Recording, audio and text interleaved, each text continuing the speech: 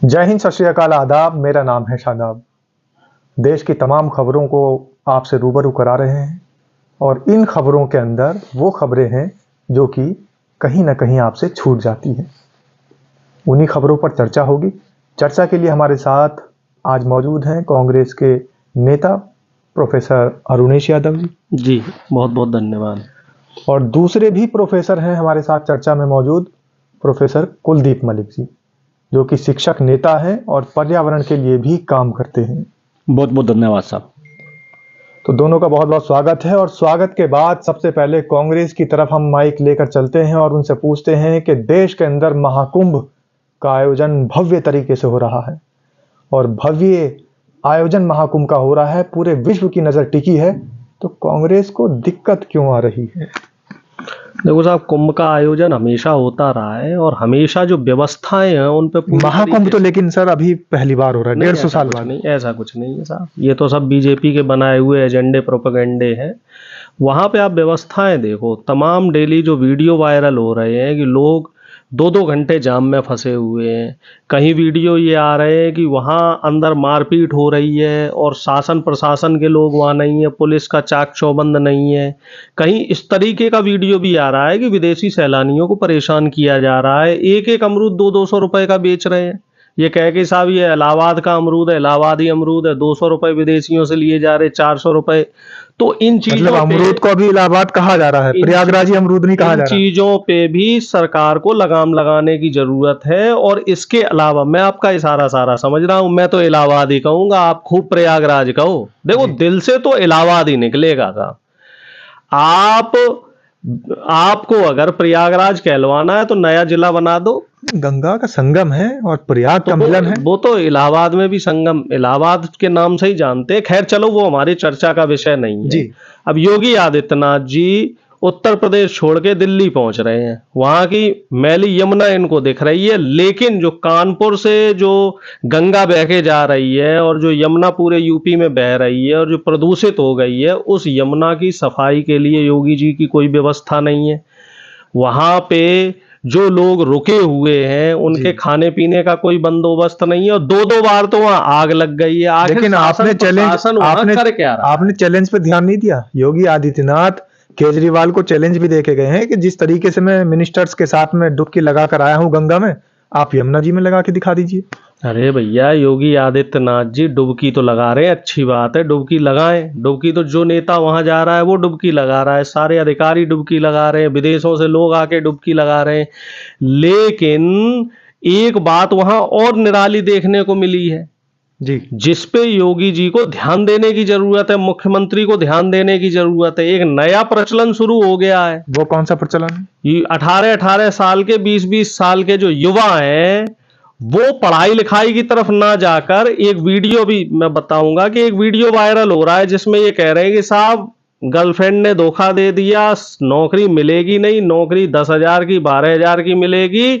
तो भारी भारी संख्या में युवा अब नागा साधु बन रहे हैं जी। और 10,000 से ज्यादा का ऐसा आंकड़ा बताया जा रहा है। अब इसकी पुष्टि होना बाकी है कि कितने युवा नागा साधु बन रहे हैं। तो ये मुख्यमंत्री के लिए और प्रशासन के लिए एक बहुत बड़ा चिंता का विषय है कि पढ़ा लिखा युवा मुख्य धारा में ना आकर, जो एक तरीके से कह सकते किशोरावस्था में ही संन्यास की तरफ जा रहा है। चलिए अरुणेश जी, आपके पास आएंगे। शिक्षा की बात हुई है तो शिक्षक नेता भी हमारे साथ मौजूद हैं।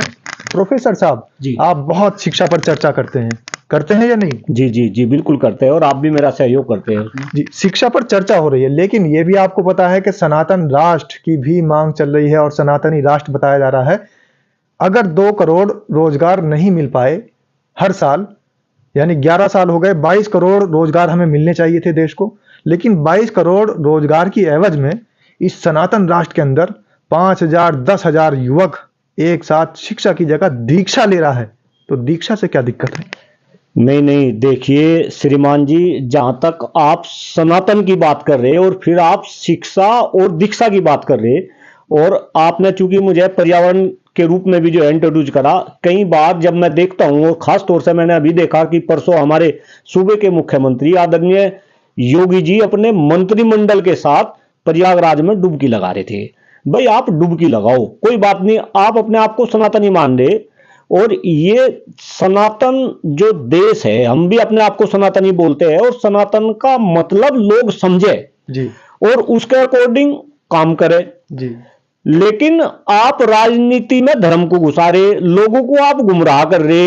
एक तरफ आप नमामि गंगे करके एक बड़ा प्रोजेक्ट लॉन्च कर रहे, जिसमें आप गंगा की सफाई की बात कर रहे। आप एक बहन को मंत्रालय दे रहे, बहन उस मंत्रालय को ग्रहण करते ही साथ ये शपथ ले रही कि अगर गंगा को साफ ना कर पाई तो गंगा में डुबकी लगा के मैं इसमें अपनी जान दे दूंगी। अब मुझे तो वो बहन दिखी नहीं कहीं। जी आपको, आप तो मीडिया कर्मी है, बहन को खोजो ना। तो मैं तो यह निवेदन कर रहा, धर्म अपनी जगह है, नहीं बात कंप्लीट हो, तो धर्म अपनी जगह है, राजनीति अपनी जगह है। अब आपने राजनीति में धर्म लपेट के आप इस देश का बेड़ा गर्क करने पे लग रही। आप एक दूसरे के ऊपर ठिंकरवा फोड़ेंगे। अगर देश भारतीय संस्कृति की तरफ लौट रहा है और अगर हजारों युवक जो है दीक्षा लेकर भारतीय संस्कृति में बढ़ावा दे रहे हैं, मैं बता रहा, तो इसमें दिक्कत कहां है? बता रहा, शिक्षक नेता बता रहे ना जी। अगर आप संस्कृति की बात करें तो हमारी संस्कृति ऐसी थी कि इस देश से शिक्षा का ज्ञान पूरे विश्व में फैलता था। आज क्या हो रहा, आज तो उल्टा हो रहा। आज हमारे बच्चे विदेशों में शिक्षा का ज्ञान लेने के लिए जा रहे हैं, और जितना हमारी सरकार का बजट नहीं उतना वे बच्चे खर्च कर रहे, और हम केवल जय सिया राम कहना, बहुत गंभीर बात बोल रहा, और हो सके कुछ लोगों के पेट में दर्द हो, केवल जय सिया राम बोलना, भारत माता की जय का नारा लगाना, ये राष्ट्रभक्ति नहीं, ये सनातन नहीं। सनातन तो आपके दिल में होना चाहिए। शिक्षा तो हमारी संस्कृति का पार्ट है। महाकुंभ में जो तरह तरह के बाबा नजर आ रहे हैं, कांटे वाले बाबा, कबूतर वाले बाबा, गेहूं वाले बाबा, अनाज वाले बाबा, रुद्राक्ष वाले बाबा, ये सब, और हाथ ऊपर करे हुए बाबा, ये सनातन का हिस्सा नहीं है। नहीं नहीं, देखिए श्रीमान जी, पहली तो बात ऐसा, मैं शिक्षक नेता, मैं धर्म पे बहुत ज्यादा बोलना नहीं चाहता। अब आप मेरे पे बुलवाओगे जी। भाई, धर्म के आड़ में हिंदुस्तान में सब कुछ चले, धर्म के आड़ में यहां सब कुछ चले, और वही सब कुछ चल रहा। मैं सनातनी हूं, मैं भी सनातनी हूं, आप भी सनातनी है, इस हिंदुस्तान का हर एक नागरिक जो है सनातनी है, लेकिन धर्म की आड़ में यहां सब कुछ है। आप एक बात बताओ, तो वो सब आडंबर नजर आ रहा है। हाय, अब मेरे साथ क्यों कहलवाना चाह रहे आप? एक कोई एक्टर्स थी, ममता कुलकर्णी नाम है, खुल के बोल रहा, कल परसों उसे भी जो है महामंडलेश्वर बना दिया। आप ये देखो भाई, आप क्या संदेश दे रहे पब्लिक को। एक कोई IITN बाबा को जो है फेमस कर दिया, आप जैसे मीडिया कर्मी माइक ले लेकर उसके पीछे दौड़ लिए। अब यही जो बाबा है वो इसका विरोध कर रहे। क्यों भाई, कैसे काम चलेगा? आप मुद्दों की बात क्यों नहीं करते? अगर योगी जी का मंत्रिमंडल वहां संगम में डुबकी लगा रहा था, तो आप ये क्यों नहीं पूछते कि ये गंगा साफ क्यों नहीं हुई, ये प्रयागराज में इस तरीके का माहौल क्यों नहीं बना? भाई ये तो पेरिस बनाना चाह रहे थे। मैं तो यहां केजरीवाल की भी बात कर रहा, अभी आपने केजरीवाल की भी बात करी। केजरीवाल जी दिल्ली को पेरिस बनाना चाह रहे थे, यमुना की सफाई केजरीवाल जी करना चाह रहे थे। मैं तो ये कह रहा कि ये राजनीति में लंका में सारे 52 गजे है। जरा हिंदुस्तान की जनता इस बात को ध्यान से समझे, आपको इन नेताओं की चाल समझनी पड़ेगी। ये तो गंगा में डुबकी लगा लगा के आपका ध्यान असली मुद्दों से भटका रही। आप दिल्ली के चुनाव की बात करो, दिल्ली में चुनाव की बात हो रही, कोई मुद्दे की बात हो रही क्या? केजरीवाल के स्कूल तो विदेशों से भी लोग देखने के लिए आए, जैसे स्कूल उन्होंने बनाया, जैसा मॉडल उन्होंने बनाया। नहीं तो अगर केजरीवाल ने कोई अच्छा काम करा तारीफ करो, अगर केजरीवाल ने शिक्षा पे काम करा, स्वास्थ्य पे काम करा तो तारीफ करो, और दूसरे लोग उसे अडॉप्ट करो। लेकिन साथ ही साथ आप ये भी बात करो, अगर हम दिल्ली को और यूपी को कंपेयर कर रहे हैं, तो यूपी की जो शिक्षा व्यवस्था है, आप यूपी की शिक्षा व्यवस्था और दिल्ली की शिक्षा व्यवस्था को आप कंपेयर करो। तो आप राजनीति में असली मुद्दों की बात करो, आप शिक्षा की बात करो, आप स्वास्थ्य की बात करो, आप खराब होते हुए पर्यावरण की बात करो, आप देश की बढ़ती जनसंख्या की बात करो। अभी आपने जो है 2 करोड़ युवाओं को प्रतिवर्ष रोजगार देने की बात करी थी, आज बेरोजगारी चरम पे है। और मैं तो अभी एक आंकड़ा देख रहा था, दिल्ली में अगर हम बेरोजगारी दर देखें और यूपी की बेरोजगारी दर देखें, यूपी में बेरोजगारी ज्यादा है दिल्ली के मुकाबले। तो आप कंपेयर करो ना। अब इसका मतलब ये नहीं कि मैं केजरीवाल की तारीफ कर रहा है, मैं योगी जी की जो है खिंचाई कर रहा। मैं तो कह रहा कानून व्यवस्था अगर यूपी में अच्छी हुई तो योगी जी की तारीफ करो। लेकिन योगी जी ने, तो आपको तारीफ करनी चाहिए। नहीं भाई, अगर कोई अच्छा काम योगी जी ने करा तो योगी जी हमारे दुश्मन थोड़ा ही है, या केजरीवाल हमारे दुश्मन है। अरे हम तो राष्ट्रभक्त आदमी, जो अच्छा काम कर रहा है उसकी तारीफ करो, और जो कोई गलत काम कर रहा आप उसकी खिंचाई करो। तो ये डॉक्टर कुलदीप मलिक को नहीं, हर इंसान को ऐसा करना पड़ेगा। तो कहीं ना कहीं अगर हम सच्चे राष्ट्रभक्त हैं, हमें देश को ध्यान में रखते हुए और खास तौर से अपनी आगे आने वाली पीढ़ी को ध्यान में रखते हुए आपको बात करनी पड़ेगी। और खास तौर से मैं तो आप जो मीडिया कर्मी है मैं इनसे भी अनुरोध कर रहा, आप भी राष्ट्र की बात करो, आप इधर उधर की बात छोड़ दो, आप असली मुद्दों की बात करो। ये नेता तो हमारा ऐसे ही बेवकूफ बनाओ जाएंगे और आप इसमें जो है तड़का लगाओ जाएंगे, फिर जनता भी उन्हीं न्यूज को देखी जाएगी। भाई आप शिक्षा की बात क्यों नहीं करते, आप पर्यावरण की बात क्यों नहीं करते, आप योगी जी से जाके वहां पूछते क्यों नहीं कि आपने संगम में डुबकी लगाई, जो इतना गंदा पानी है वो तो नहाने लायक पानी है ही नहीं। भाई आपके टीवी चैनल पे ये रिपोर्ट दिखाई जा रही कि गंगा और यमुना का पानी नहाने लायक नहीं और उसे लोग पी रहे और कोई उस पर क्वेश्चन नहीं करता। सांस लेने के लिए हवा नहीं छोड़ दी है कि भाई 400 के पार चला जा, कोई उस पर बात नहीं करता। और बस ये धर्म आस्था के नाम पे सारी चीजें साइडलाइन कर रही। आस्था अपनी जगह है, लेकिन इन सारे मुद्दों को भी हमें कहीं ना कहीं राजनीति में रखना पड़ेगा। बिल्कुल, मेन स्ट्रीम मीडिया भले ही ये काम कर रही हो, कुलदीप मलिक के आरोप हैं, वो हो सकता है मेन स्ट्रीम मीडिया पर सटीक बैठते हो, लेकिन हमारा रिकॉर्ड रहा है कि हम मुद्दों की बात करते हैं। बात आ रही है पर्यावरण को लेकर, शिक्षा को लेकर, आपके साथी एक आवाज उठा रहे हैं कि पर्यावरण और शिक्षा पर काम नहीं हो रहा है। आपकी पार्टी कह रही है कि दिल्ली लाहौर से भी बदतर हो चुकी है। कांग्रेस का स्टेटमेंट है लाहौर से भी बदतर हो चुकी है, गैस चैम्बर बन चुकी है। किसका दोष मानते हैं? देखो, इसमें केंद्र सरकार राज्य सरकार दोनों का दोष है, बराबर का दोष है। हरियाणा में बीजेपी की सरकार है, पंजाब में आम आदमी पार्टी की सरकार है, दिल्ली केंद्र शासित प्रदेश है, यहाँ दोनों का इन्वॉल्वमेंट है। केजरीवाल जी अपनी जिम्मेदारियों से नहीं बच सकते। ये कह देने भर कि बीजेपी ने ये नहीं किया वो नहीं किया, आपके हाथ में जो काम है वो आपने नहीं किया। यमुना की सफाई आप कर सकते थे, गंदगी आप दूर कर सकते थे, तमाम जो कूड़े के पहाड़ बन रहे हैं उनके लिए आपने कोई व्यवस्था नहीं करी। जो दिल्ली अरुण जी, मलिक साहब का कहना है कि शिक्षा पर काम नहीं हो रहा, रोजगार पर काम नहीं हो रहा, लेकिन सच्चाई ये है कि दिल्ली के अंदर सांस लेना मुहाल है। जो इंसान को जीने के लिए चीजें चाहिए, जैसे ऑक्सीजन है, सबसे बड़ी दुविधा वहां पर ऑक्सीजन की है। सवाल ये उठता है कि बीजेपी से सवाल करो तो वो कहते हैं केजरीवाल काम नहीं कर रहा, केजरीवाल से सवाल करो वो कहते हैं बीजेपी हमें काम नहीं करने दे रही। तो जब आप दोनों लोगों के बस की ये बात नहीं है तो दिल्ली को शीला दीक्षित जी की जो दिल्ली थी उसी के हाथ में सौंप दीजिए। और हमारा तो सीधा दिल्ली की जनता से आह्वान है कि 15 साल पहले की दिल्ली आप देखो और अब की दिल्ली आप देखो। जो हमने 15 साल काम किया, जो दिल्ली में विकास की रफ्तार हो रही थी, उस रफ्तार पे कहीं ना कहीं बीजेपी और आम आदमी पार्टी दोनों ने मिलकर ब्रेक लगाए हैं। अगर दिल्ली में रोजगार की बात करो, दिल्ली में नए स्कूल कितने बनाए गए उसकी बात करो, तो क्या दिल्ली विश्व में कहीं ठहर रही है? रोजगार केजरीवाल देने में असफल रहे पूरी तरीके से, साफ सफाई में पूरी तरीके से केजरीवाल फ्लॉप हो गए। लेकिन एक सवाल मेरा ये है, जिस तरीके से भारतीय जनता पार्टी दिल्ली के इलेक्शन को लेकर बहुत ज्यादा तत्परता दिखा रही है और देश के गृह मंत्री संकल्प पत्र जारी कर रहे हैं, कांग्रेस के शीर्ष नेतृत्व की तो ज्यादा इसमें इन्वॉल्वमेंट नजर नहीं आ रही। क्यों नहीं है भाई? राहुल गांधी जी रैलियां कर रहे हैं, बराबर देखो संविधान को लेकर चर्चा हो रही है। केजरीवाल जी संविधान विरोधी है, बीजेपी भी संविधान विरोधी है।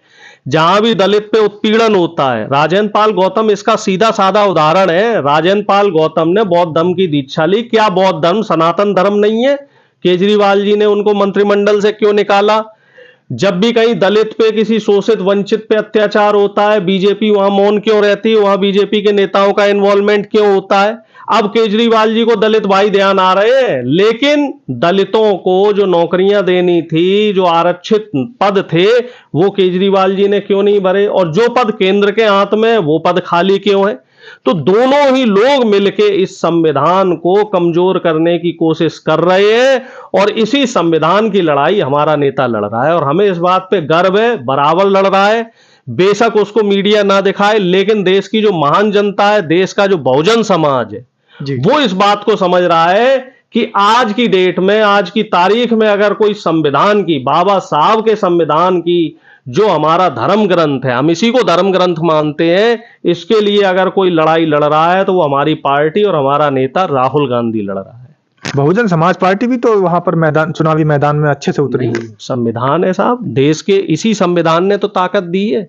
कोई भी पार्टी चुनाव लड़े, बहुजन समाज पार्टी चुनाव लड़ रही है, आजाद समाज पार्टी चुनाव लड़ रही है, असदुद्दीन ओवैसी भी आप भी चुनाव लड़ रहे हैं। सबको चुनाव लड़ना चाहिए, यही तो लोकतंत्र की परंपरा है। अब लेकिन इसमें केजरीवाल सर्टिफिकेट बांटे कि हम कट्टर ईमानदार हैं, बीजेपी सर्टिफिकेट बांटे कि हम कट्टर देशभक्त हैं। ये गलत है। देशभक्ति का सर्टिफिकेट और ईमानदारी का सर्टिफिकेट किसी एक पार्टी का नहीं है। जो व्यक्ति अच्छा काम करेगा, आप केजरीवाल के एमएलए कल पुलिस को धमकाते हुए पाए गए, सोशल मीडिया पे उनके वीडियो वायरल हो रहे हैं। बीजेपी के नेता प्रवेश वर्मा हो चाहे विदुड़ी हो, वो महिलाओं के लिए अपमानजनक बातें कर रहे हैं। तो ऐसे नेताओं से हमें बचना पड़ेगा। हमारे लेकिन देश जो की जनता को विधायक बचना पड़ेगा। जी उन पत्रकार महोदय से कह रहे हैं वो कुछ गलत तो नहीं कह रहे हैं? देखिए, एक बात आप समझो, विधायक जो है वो एक कोई ऐसा नहीं है कि राह चलता व्यक्ति हो, तो उन्हें अपनी शब्दों की मर्यादा का ध्यान रखना चाहिए। जी। पत्रकार ने अगर कोई सवाल किया, आप जवाब नहीं देना चाह रहे तो आप उसको मना कर दीजिए, लेकिन इस तरह के शब्दों का इस्तेमाल, जो आम आदमी पार्टी के विधायक हैं उनको ऐसे शब्दों का इस्तेमाल नहीं करना चाहिए। उनके बेटे की गलती थी तो बेटे को सुधारें पहले, तभी तो आप दिल्ली को सुधारेंगे। जी। और आपने क्या ये समझ लिया है कि एक बार आपको कोई विधायक बना दिया है, कोई पट्टा या बैनामा नहीं हो गया कि हर बार आप ही विधायक बनोगे? बिल्कुल, क्योंकि जनता ही जनार्दन है और जनता ही जिसको चाहे बैठा सकती है और जिसको चाहे पल भर में उतार सकती है, और जनता के हाथ में फैसला है। आने वाली 5 तारीख को जनता क्लियर कर देगी कि आखिर किसकी उनको जरूरत है और किसको वो सत्ता से बाहर और बेदखल करना चाहते हैं। तब तक के लिए आप भी कमेंट के माध्यम से अपनी राय जरूर रखें और ये बताएं कि आखिर दिल्ली में किसकी सत्ता होनी चाहिए, किसको कुर्सी मिलनी चाहिए। बहुत बहुत धन्यवाद सर आपका। बहुत बहुत धन्यवाद। जी धन्यवाद। नमस्कार।